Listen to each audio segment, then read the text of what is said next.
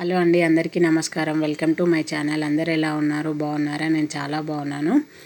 ఈరోజు వీడియో వచ్చేసి ఎంతో టేస్టీగా ఉండే మీల్ మేకర్ కర్రీ చేయబోతున్నాను. దానికోసం ముందుగా మనం వేడి నీళ్ళని తీసుకొని అందులోకి 2 కప్స్ మీల్ మేకర్ని యాడ్ చేసుకోవాలి. ఒక 15 మినిట్స్ నానబెట్టుకోవాలి. అలా నానబెట్టుకోవడం వల్ల మీల్ మేకర్ అనేది మెత్తబడుతుంది, ప్లస్ అందులో ఉన్న డస్ట్ పార్టికల్స్ మొత్తం సపరేట్ అవుతుంది. ఇప్పుడు దీన్ని పక్కకు పెట్టుకొని మనం ముందుగా పేస్ట్ ప్రిపేర్ చేసుకుందాము. ఫస్ట్ 2 కట్ చేసిన ఆనియన్స్, 4 టమాటోలు కట్ చేసుకున్న, ఇది బాగా మిక్సీ పట్టుకోవాలి. ఫస్ట్ తర్వాత మనం ముందుగా నానబెట్టుకున్న దాన్ని వాటర్లోకి వెళ్ళి సపరేట్ చేసుకుందాం. ఇప్పుడు మెత్తబడిపోయింది మిల్ మేకర్.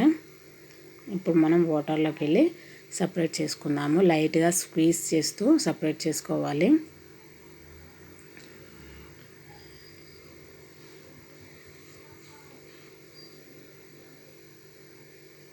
దీనికోసం మనం కొంచెం గరం మసాలాను తీసుకున్నాను.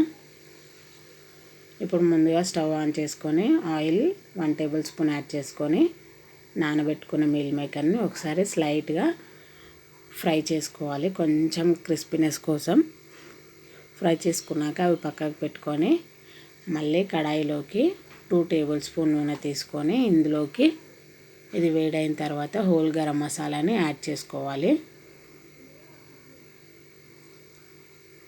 ఇది ఫ్రై అయిన తర్వాత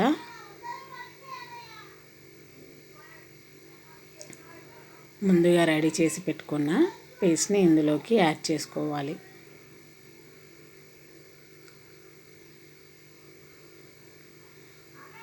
ఇప్పుడు దీన్ని బాగా కలుపుకొని అందులో ఉన్న పచ్చి వాసన అంతా పోయేంత వరకు ఉంచుకోవాలి. పచ్చి వాసన పోయిన తర్వాత ఇందులోకి 1/2 టీ స్పూన్ పసుపు, కారం,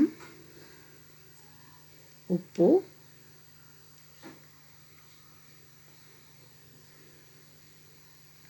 ధనియాల పొడిని యాడ్ చేసుకోవాలి. ఇప్పుడు ఇవన్నీ బాగా కలుపుకొని ఒక 5 మినిట్స్ మగ్గించుకోవాలి.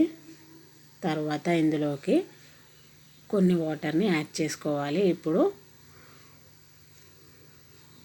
మరిగిన తర్వాత ఇది ముందుగా నానబెట్టుకొని ఫ్రై చేసుకున్న మీల్ మేకర్ని ఇందులో వేసుకొని ఒక 15 మినిట్స్ ఉడికించుకుంటే చాలండి. అంతే, ఎంతో టేస్టీగా ఉండే మీల్ మేకర్ కర్రీ రెడీ అయిపోయింది. ఇప్పుడు మనం స్టవ్ ఆఫ్ చేసుకొని సర్వ్ చేసుకోవచ్చు. చూసారా గ్రేవీగా ఎంత బాగుందో. ఇది సైడ్ డిష్గాను కూడా ఎంతో బాగుంటుంది చపాతీస్కి. ఒకసారి ఇంట్లో ఖచ్చితంగా ట్రై చేయండి. నచ్చితే లైక్ చేయండి, షేర్ చేయండి, కమెంట్ చేయండి. Thanks for watching.